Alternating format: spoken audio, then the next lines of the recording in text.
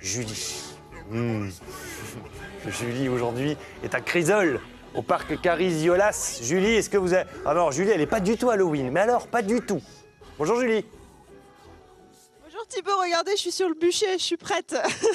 Effectivement, on est au parc Cariziolas à Crisol. Attendez, je vais demander un petit peu d'aide pour descendre, et histoire de ne pas glisser en direct. Et on va vous faire découvrir l'univers médiéval de ce parc. Vous allez voir, c'est fantastique.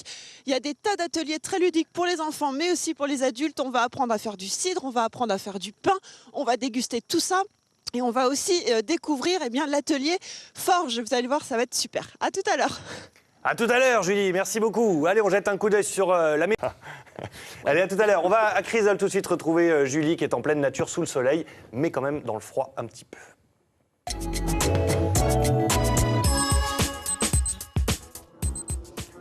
Alors, Julie, à part le camion satellite que l'on voit, est-ce que vous êtes quelque part ? Oh, c'était pas forcément le camion qu'on voulait vous montrer, c'était la lumière. C'est un endroit paradisiaque, c'est magnifique, on se croirait transporté au Moyen-Âge, Bruno. Oui, bonjour, bienvenue Bonjour. à Cariziolas.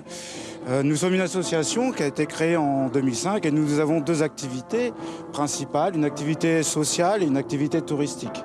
L'activité touristique consiste en la construction d'un village médiéval. Alors c'est là où on est, c'est ce qu'on a découvert déjà tout à l'heure. Tout à fait, avec une empreinte du XIIe, XIIIe siècle. On essaye de reconstruire, rebâtir la vie des bâtisseurs, des constructeurs de cathédrales. On a une belle cathédrale du XIIe, XIIIe siècle à Noyon.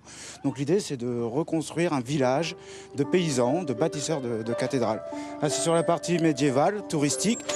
Nous Et le sommes petit côté social. Et un côté social, nous avons 39 agents polyvalents, des salariés qui sont en chantier d'insertion, qui sont là pour animer, entretenir et construire le village médiéval. Voilà.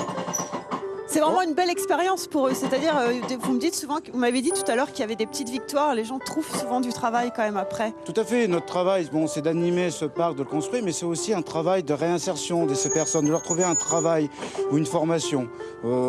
Les objectifs sont de 35%. Je pense que fin décembre, au 31 décembre, les 35% seront atteints. Si on pouvait faire 100%, vous savez, on le ferait, mais c'est difficile.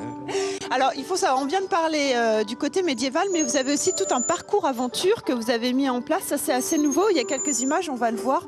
C'est une autre partie un peu plus ludique pour la famille, c'est ça ? Oui, tout à fait. Il nous semblait important de créer un espace culturel pour les enfants, découvrir un peu la vie médiévale, mais aussi l'associer à une activité sportive ludique où on est sur du culturel et sur du sportif ludique avec un parcours aventure en hauteur accrobranche. Alors si on est venu ici aujourd'hui, c'est parce que vous êtes en plein préparatif pour ce grand week-end de l'année, la fête du cidre et de la châtaigne, c'est dimanche.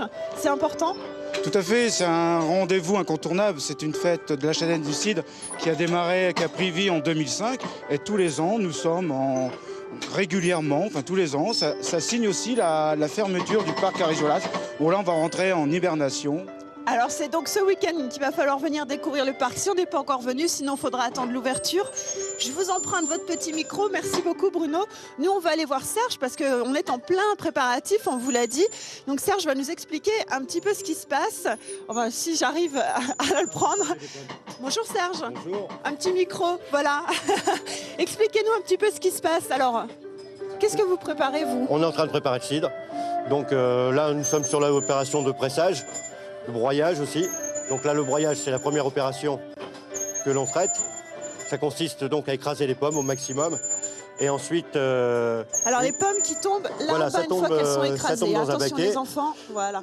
que l'on récupère et qu'on vient remplir après sur Dans un le pressoir. On va juste demander peut-être aux enfants s'ils avaient déjà vu. T'avais déjà vu toi ça ? Non. Et alors tu trouves ça comment ?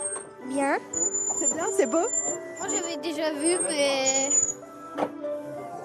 Oui, c'est bien. Ouais. Voilà Serge, les enfants sont toujours un peu impressionnés Un peu de voir surpris, qu'on peut oui. faire ça, c'est ça ? Oui.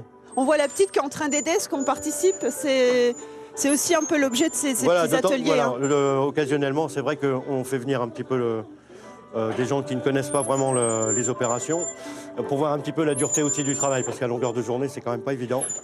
Alors là, donc on a pressé les pommes. Donc une fois Oui. qu'elles sont pressées, on les met ici. Voilà, c'était un pressoir en fait. Alors on va se décaler un tout petit peu pour voir.